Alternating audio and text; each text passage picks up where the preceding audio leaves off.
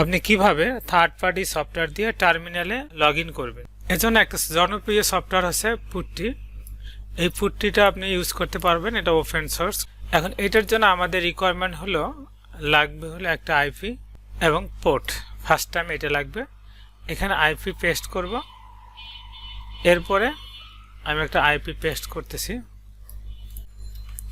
এটা আইপি সার্ভারের পোর্ট যেটা, সেই পোর্টটা দিতে হবে। লিনাক্সের সাধারণত সব পোর্ট হচ্ছে ডিফল্ট পোর্ট হচ্ছে 22, কিন্তু অনেকে এটা চেঞ্জ করে সিকিউরিটির জন্য।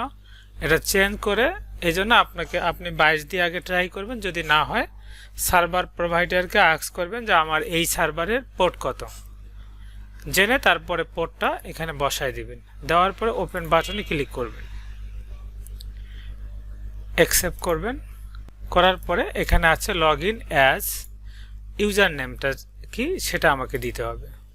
ইউজার নেমটা কপি করে পেস্ট করবেন। করার পরে পাসওয়ার্ড আসছে, পাসওয়ার্ডটা আপনি টাইপ করে এন্টার দিতে পারেন।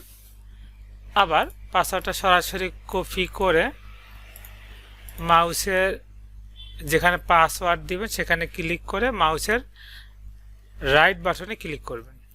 করলে যদিও পাসওয়ার্ডটা দেখা যাবে না, কিন্তু পাসওয়ার্ডটা পেস্ট হবে। এরপর জাস্ট এন্টার করবেন। যদি লগ ইন হয় তাহলে সরাসরি এরকম একটা ইন্টারফেস আসবে, তাহলে বুঝবেন যে লগ ইন হয়েছে। এটাই হলো SSH টার্মিনাল। এভাবে আপনি টার্মিনাল ইজিলি ইউজ করতে পারবেন। ধন্যবাদ, আল্লাহ হাফেজ।